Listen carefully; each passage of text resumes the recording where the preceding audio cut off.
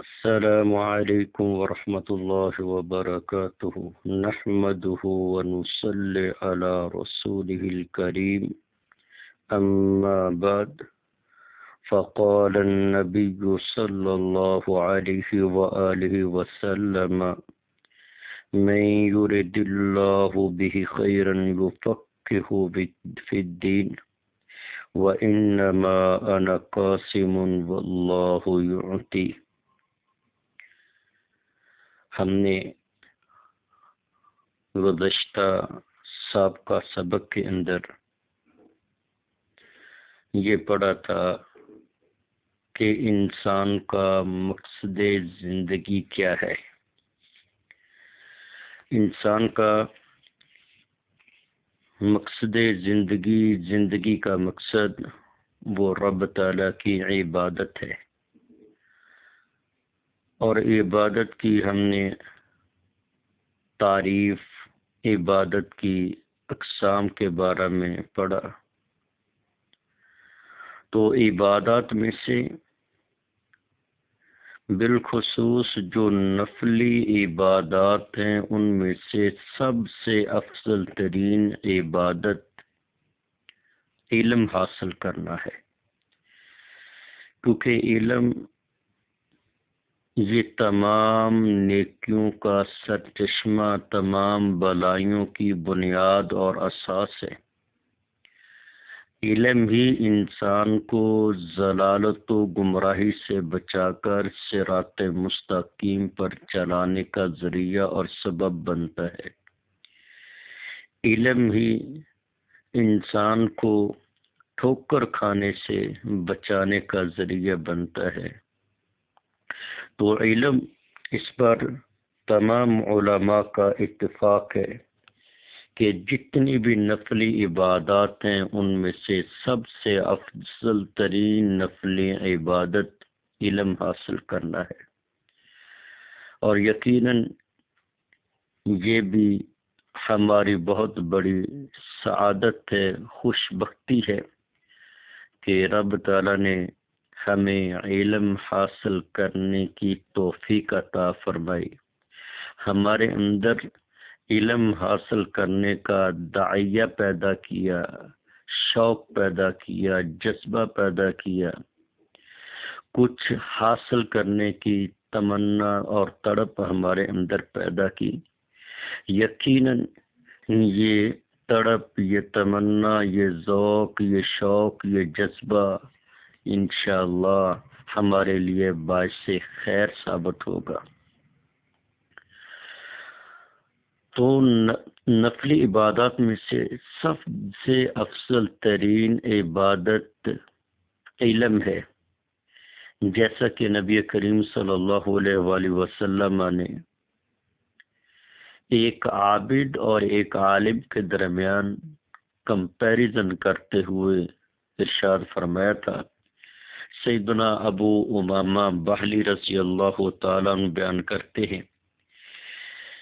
کہ نبی کریم صلی اللہ علیہ وآلہ وسلم کے سامنے دو آدمیوں کا ذکر کیا گیا. ان میں سے ایک آدمی انتہائی عبادت گزار تھا اور دوسرا آدمی عالم، یعنی علم کے ساتھ تعلق رکھنے والا، ایک عبادت کرنے والا، اللہ کی بندگی کرنے والا، دوسرا علم کی تحصیل کے اندر، علم سکھانے کے اندر لگا ہوا ہے. تو جب ان دو آدمیوں کا ذکر کیا گیا تو رسول اکرم صلی اللہ علیہ وآلہ وسلم نے فرمایا: فضل العالم علی العابد کفضلی علی ادناکم. فرمایا کہ عالم کی فضیلت عابد پر ایسے ہی ہے جیسا کہ میں محمد صلی اللہ علیہ وآلہ وسلم کی فضیلت تمہارے ایک ادنا آدمی کے مقابلے کے اندر. اب دیکھیں، نبی اور امتی کا کوئی جوڑ نہیں بنتا. فرمایا کہ عالم، علم کے ساتھ وابستہ انسان کی فضیلت عابد پر ایسے ہی ہے جیسے کہ میری فضیلت فرمایا کہ تمہارے ایک ادنا آدمی کے مقابلے کے اندر. اور ایک روایت کے اندر فرمایا کہ عالم کی فضیلت عابد پر ایسے ہی ہے جس طرح کے 14ویں رات کے چاند کی فضیلت آسمان کے تمام ستاروں پر ہوتی ہے۔ 14ویں رات کے چاند کے مقابلے کے اندر ستاروں کی روشنی ماند پڑ جاتی ہے، ستاروں کی ویلیو وہ انتہائی گر جاتی ہے، ہلکی پڑ جاتی ہے جب 14ویں رات کا چاند جس کو بدر کہا جاتا ہے جب وہ طلوع ہوتا ہے۔ اب عالم کی فضیلت عابد پر دی گئی ہے، کیونکہ ایک عبادت کرنے والا وہ عبادت کے ذریعے، ریاضت کے ذریعے وہ اپنی ذات کو فائدہ پہنچاتا ہے۔ وہ نماز پڑھے گا، وہ روزہ رکھے گا، وہ حج کرے گا، وہ زکوٰۃ ادا کرے گا، وہ عمرہ کرے گا۔ ایک عابد جو ہے وہ عبادت کے ذریعے اپنی ذات کو فائدہ پہنچاتا ہے۔ عابد کی عبادت کا فائدہ اس کی ذات تک محدود رہتا ہے، اور ایک عالم وہ اپنے علم کے ذریعے اپنی ذات کو بھی فائدہ پہنچاتا ہے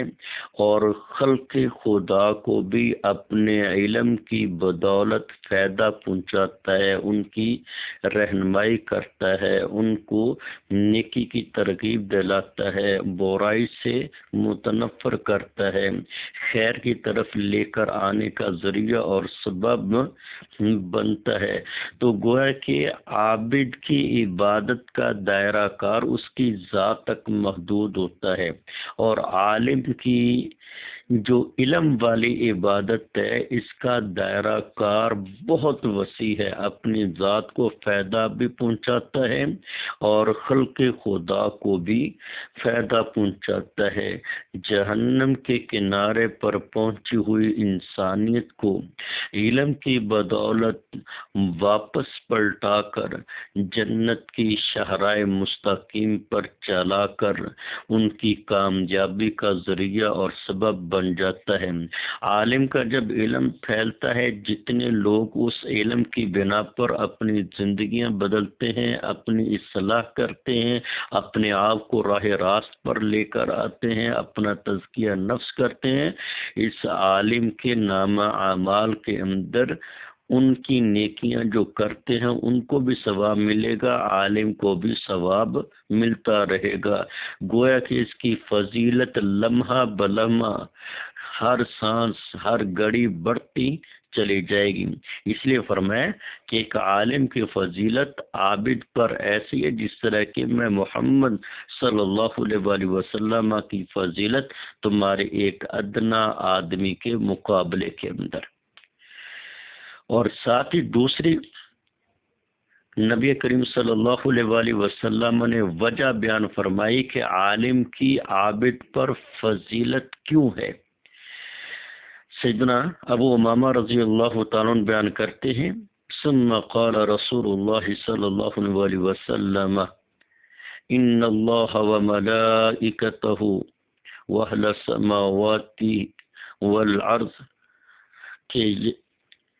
بے شک اللہ کی ذات، فرشتے، آسمانوں والے، زمین والے، یہاں تک کہ چونٹیاں اپنی بلوں کے اندر، مچھلیاں سمندروں کی تہوں کے اندر، لَيُصَلُّونَ عَلَى مُعَلِّمِ النَّاسِ الْخَيْرَ، وہ بخشش کی دعائیں کرتے ہیں لوگوں کو خیر سکھانے والے، لوگوں کو علم سکھانے والے، لوگوں کو بھلائی سکھانے والے عالم کے لیے اللہ سبحانہ و تعالی ان پر رحمت نازل فرماتے ہیں، فرشتے ان کے لیے بخشش کی دعائیں کرتے ہیں،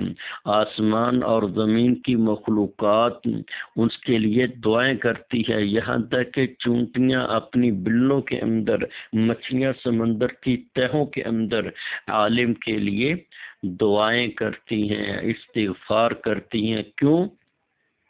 ایک عالم کے علم کی وجہ سے کائنات کا ایک ایک ذرہ، کائنات کی ایک ایک مخلوق مستفید ہوتی ہے۔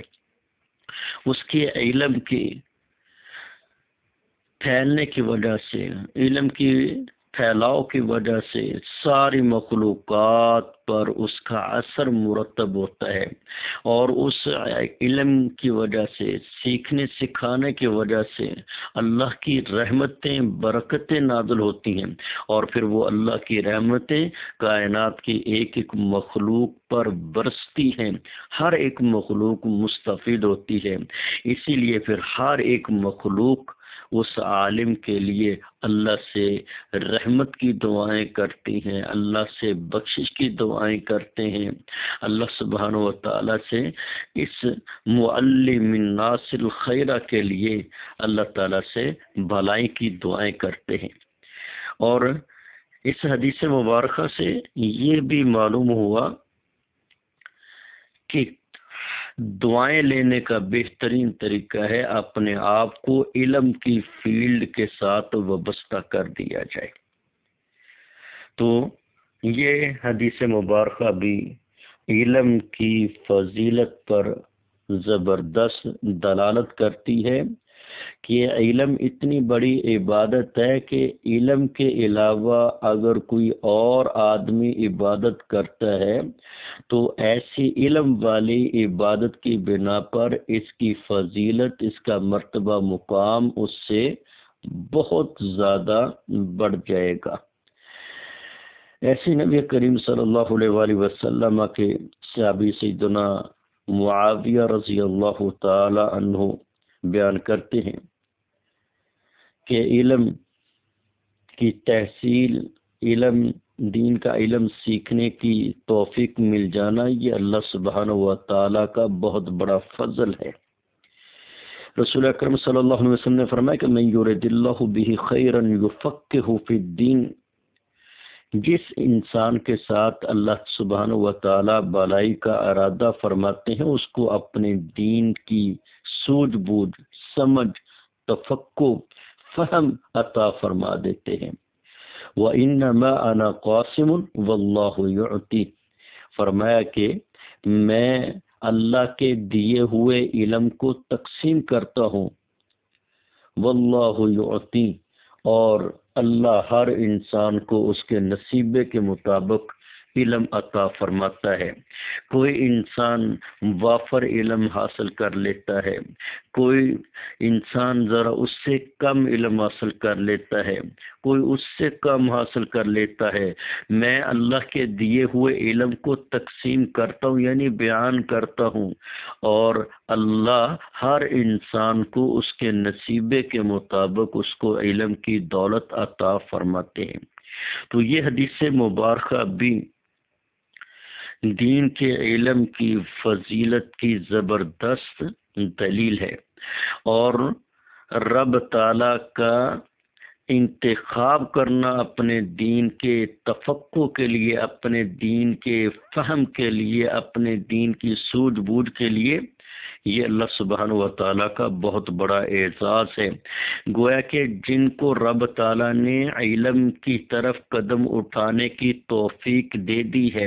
جن کے اندر علم کی تحصیل کا داعیہ اور شوق پیدا کر دیا ہے، رغبت پیدا کر دی ہے، وہ اپنے نصیبے پر جتنا فخر کر سکتے ہیں کریں۔ رب تعالیٰ نے ان کے ساتھ بھلائی کا ارادہ فرمایا۔ میں یرد اللہ بہ، نبی علیہ الصلوۃ والسلام نے فرمایا کہ جس کے ساتھ اللہ خیر کا ارادہ فرماتے ہیں، خیر سے مراد علم کی دولت دینے کا ارادہ فرماتے ہیں، اللہ تعالیٰ بھلائی کا ارادہ فرماتے ہیں، فرمایا کہ اللہ سبحانہ و تعالیٰ اس کو دین کے اندر سمجھ عطا فرما دیتے ہیں، دین کا تفقہ عطا فرما دیتے ہیں۔ تو گویا کہ جو ہمارے اس بلوغ مرام کورس کے اندر شامل ہوئے ہیں، یقیناً ان کی بھی یہ سعادت مندی ہے، خوش بختی ہے کہ رب تعالیٰ نے ان کو اپنے دین کا علم دینے کے لیے ان کے ساتھ بھلائی کا ارادہ فرمایا، خیر کا ارادہ فرمایا۔ کتنے لوگوں تک وہ میسج پہنچا، کتنے لوگوں نے اس کو اگنور کر دیا، کتنے ہی لوگوں نے اس کو سکرول کر دیا، لیکن جن کو رب تعالیٰ نے شامل ہونے کی توفیق عطا فرما دی، گویا کہ رب تعالیٰ نے ان کے ساتھ خیر کا، بھلائی کا ارادہ فرمایا ہے۔ اب یہ ہم پر ڈیپینڈ کرتا ہے کہ ہم رب تعالیٰ کے اس اعزاز، رب تعالیٰ کے اس انتخاب کی کتنی قدر کرتے ہیں۔ جتنی ہم رب تعالیٰ کے اس انتخاب کی قدر کریں گے، رب تعالیٰ اتنا ہی ہماری صلاحیتوں کو نکھارے گا، ہماری صلاحیتوں کو جلا بخشے گا۔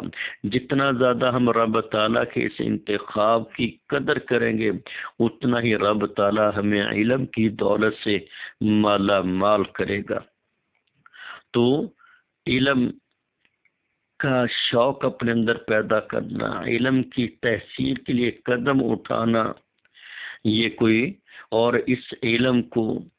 یاد کرنا، یہ کوئی معمولی چیز نہیں۔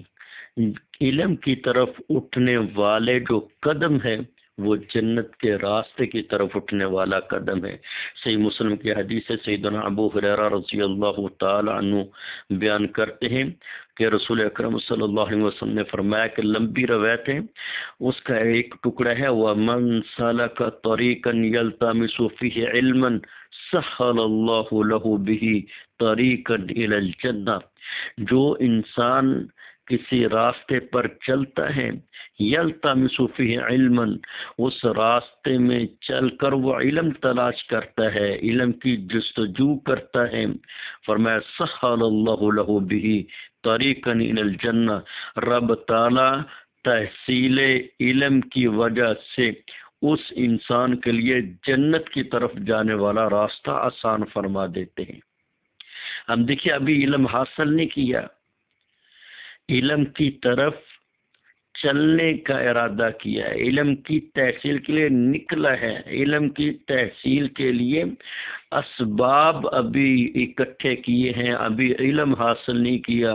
تو نبی علیہ الصلوۃ والسلام فرماتے کہ رب تعالیٰ اس کے لیے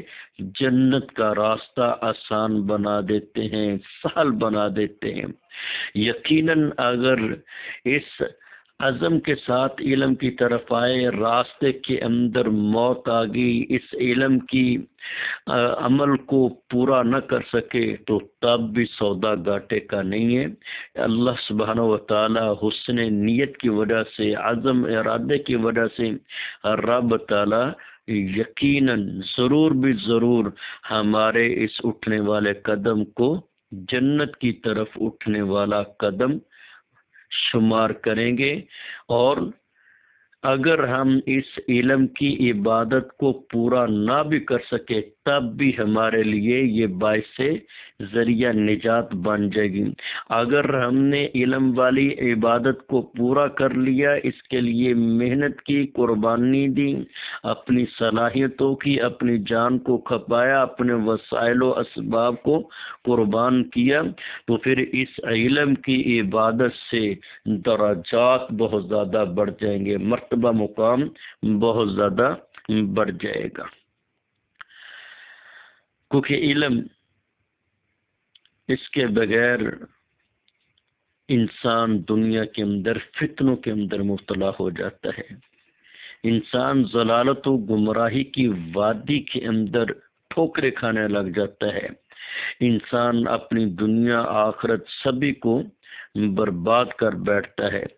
اس لیے نبی کریم صلی اللہ علیہ وسلم نے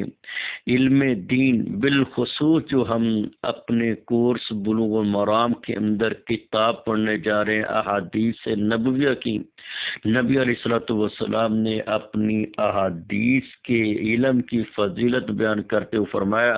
عبداللہ بن مسعود رضی اللہ تعالیٰ عنہ بیان فرماتے ہیں کہ رسول اکرم صلی اللہ علیہ وسلم نے فرمایا، نظر اللہ عبدا سمع مقالتی فحافظها ووعاها وادها، اللہ اس بندے کو تر و تازہ رکھے جس نے میری بات کو سنا، فحافظها اور اس کو یاد کیا، ووعاها اور اس کو ذہن نشین کیا، اس کی حفاظت کی، واداها پھر میری بات کو سننے کے بعد، یاد رکھنے کے بعد،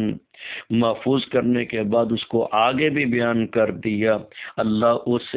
بندے کے چہرے کو تر و تازہ رکھے۔ یہ نبی علیہ الصلوۃ والسلام کی دعا ہے۔ تر و تازہ رکھنے سے مراد رب تعالیٰ اس بندے پر اپنی رحمتیں، رب تعالیٰ اپنی برکتیں نازل فرمائے کہ جو میری بات کو سنتا ہے اور اس کو یاد کرتا ہے، اس کی حفاظت کرتا ہے، پھر آگے لوگوں کی بھلائی کے لیے، ان کی نجات کے لیے، ان کی آخرت کی بہتری کے لیے آگے بیان کر دیتا ہے۔ اللہ تعالیٰ اس کے چہرے کو تر و تازہ رکھے۔ یہ اللہ کے پیغمبر کی ان لوگوں کے لیے دعا ہے جو تحصیل علم کے لیے اپنی زندگی وقف کر دیتے ہیں، اپنے اوقات وقف کر دیتے ہیں اور اپنے اندر علم کی تحصیل کا جذبہ رکھیں۔ ان کو دعا دیا، نصر اللہ عبدا، اللہ اس بندے کو تر و تازہ رکھے، اللہ اس بندے کو خوش و خرم رکھے۔ خوش و خرم وہی رہے گا جس پر اللہ کی نوازشیں ہوں گی، جس پر اللہ کی رحمتیں ہوں گی، اللہ کی طرف سے برکات نازل ہوں گی۔ تو اس لیے احادیث کا علم حاصل کرنا یہ کوئی معمولی عمل نہیں۔ ہمارے پیغمبر کی دعائیں وہ ہمارے لیے، ہم اپنے پیغمبر کی دعاؤں کے مستحق حقدار بن جائیں گے۔ اور علم سے روگردانی کرنا، علم سے بے توجہی کرنا، علم کے بارے میں سستی اور کاہلی کا مظاہرہ کرنا، یہ بہت بڑی انسانوں کی آزمائش ہے، بہت بڑا فتنہ ہے۔ سیدنا عبداللہ بن عمر رضی اللہ تعالیٰ عنہ بیان کرتے ہیں، رسول اکرم صلی اللہ علیہ وآلہ وسلم نے فرمایا، ان اللہ یقبض العلم انتزاعا، بے شک اللہ سبحانہ و تعالی علم کو قبض کر لیں گے، اٹھا لیں گے، نکال لیں گے رب تعالی اپنے بندوں کے سینوں سے۔ یہ بے شک اللہ سبحانہ و تعالی علم کو قبض کر لیں گے اور اللہ اپنے بندوں کے سینوں سے ڈائریکٹ علم نہیں نکال دے گا، لیکن اللہ سبحانہ و تعالیٰ علماء کو فوت کرنے کے ساتھ دنیا سے علم کو اٹھا لے گا،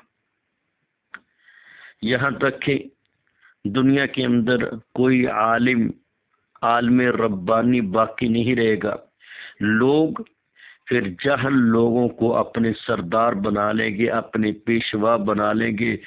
مذہبی رہنما بنا لیں گے، ان سے مسائل پوچھے جائیں گے، وہ لوگوں کو مسائل بغیر علم کے بتائیں گے، خود بھی گمراہ ہوں گے اور خلق خدا کو گمراہ کرنے کا بہت بڑا ذریعہ بنیں گے۔ اور صحیح بخاری کی روایت کے اندر ہے کہ علم اٹھے گا کیسے، دنیا سے علم کیسے اٹھایا جائے گا؟ تو صحیح بخاری کے اندر ہے وَيَنْقُصُ الْعَمَلُ، عمل کم ہو جائے گا، یعنی علم اٹھ جانے کا مطلب یہ ہے کہ اس کے مطابق عمل نہ ہونا، بلکہ زیاد بن لبید رضی اللہ تعالیٰ عنہ کی روایت اور زیادہ اس کی وضاحت کر دیتی ہے۔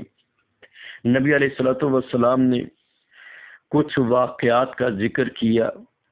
اور آپ نے فرمایا کہ یہ اس وقت حالات طاری ہوں گے جس وقت زمین سے، دنیا سے علم کو اٹھا لیا جائے گا۔ سیدنا زیاد بن لبید رضی اللہ تعالی عنہ نے عرض کیا، اللہ کے پیغمبر یہ کیسے ہوگا؟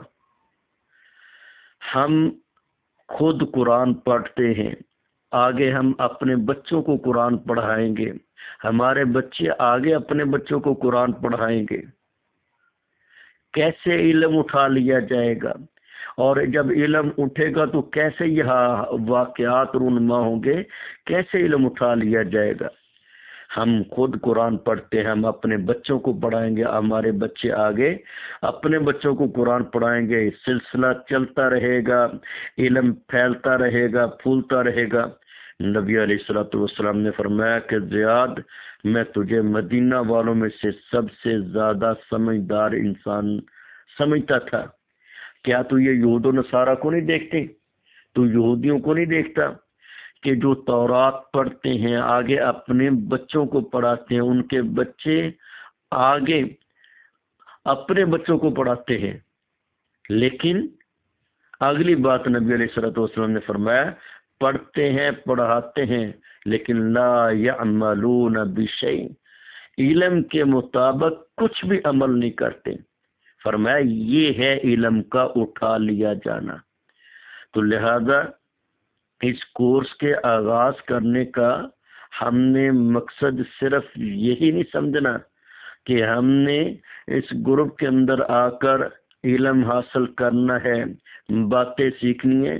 بلکہ اس علم کو اپنی عملی زندگی کے اندر لے کر آنا ہے، اپنی زندگی کو اس علم کے مطابق ڈالنا ہے۔ پھر یہ علم والی عبادت ہمارے لیے باعث نجات، باعث ذریعہ بنے گی۔ دنیا کے اندر بھی رب تعالیٰ اس علم کی بدولت ہمیں عزت، رفت، مرتبہ، مقام عطا فرمائے گا، اور کل قیامت کے دن بھی رب تعالیٰ اس علم والی عبادت اور اس علم کی بنا پر جو دیگر عبادتیں سر انجام دی جائیں گی ان کا رب تعالیٰ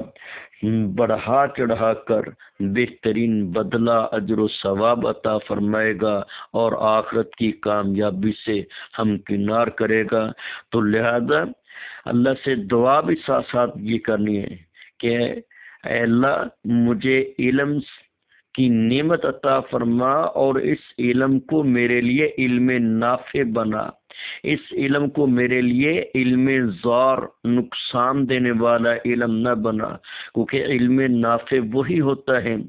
جس کے مطابق انسان کو عمل کرنے کی توفیق مل جائے۔ علم آ جانے کے بعد انسان پر اتمام حجت قائم ہو جاتی ہے، اب اس کے عذر وہ ختم ہو جاتے ہیں، وہ کل قیامت کے دن کوئی عذر بیان نہیں کر سکے گا۔ تو لہذا علم کو اپنے لیے وبال بنانے کی بجائے ہم نے اس علم کو اپنے لیے ذریعہ نجات بنانا ہے، اور اللہ سے دعا بھی کرنی ہے کہ اللہم، اے اللہ تو مجھے علم عطا فرما، جو علم مجھے نفع دے، مجھے فائدہ دے۔ ربی زدنی علما، اللہ میرے علم کے اندر اضافہ فرما، اور اس علم کے ذریعے مجھے دنیا کے اندر بھی فائدہ پہنچا، آخرت کے اندر بھی فائدہ پہنچا۔ تو اس علم کے اپنے لیے باعث نجات بھی بنانا ہے، اس علم کے مطابق اپنی زندگی بھی ڈالنی ہے، اور آخری بات اس علم کی زکوٰۃ ادا کرنے کے لیے اس علم کو آگے لوگوں تک پہنچانا ہے، تاکہ اللہ کی پیدا کردہ مخلوق، بٹکی ہوئی انسانیت، وہ بھی علم کی روشنی کے اندر آ کر وہ صراط مستقیم پر چلنے والی بن جائے، وہ جنت کے راہی بن جائیں، اور وہ رب تعالیٰ کے مقرب بندے بن کر آگے آنے والی نسلوں کی وہ نمائندگی کرے، ان کی رہنمائی کرے، اور یہ سلسلہ جب تک چلتا رہے گا یہ علم والی عبادت ہمارے لیے صدقہ جاریہ بن جائے گی۔ بلکہ صحیح مسلم کی حدیث کے مطابق نبی علیہ الصلوۃ والسلام نے جو اعمال جن کا انسان کو مرنے کے بعد بھی اجر و ثواب ملتا رہے گا، 3 اعمال ذکر کیے، ان میں سے ایک علم بھی، کہ وہ علم جس سے فائدہ اٹھایا جاتا رہا، علم نافع، یہ انسان کے لیے بہت بڑا صدقہ جاریہ ہے۔ تو یہ ہم سب کی بہت بڑی سعادت ہے کہ رب تعالیٰ نے اس عظیم و شان عبادت علم کی تحصیل کا ہمارے اندر جذبہ، ذوق، شوق، رغبت پیدا کی ہے۔ رب تعالیٰ اس ذوق، شوق و رغبت کو آخر دم تک ہمارے اندر قائم دائم رکھے۔ اقول قولی ھذا استغفر اللہ لی ولکم ولسائر المسلمین۔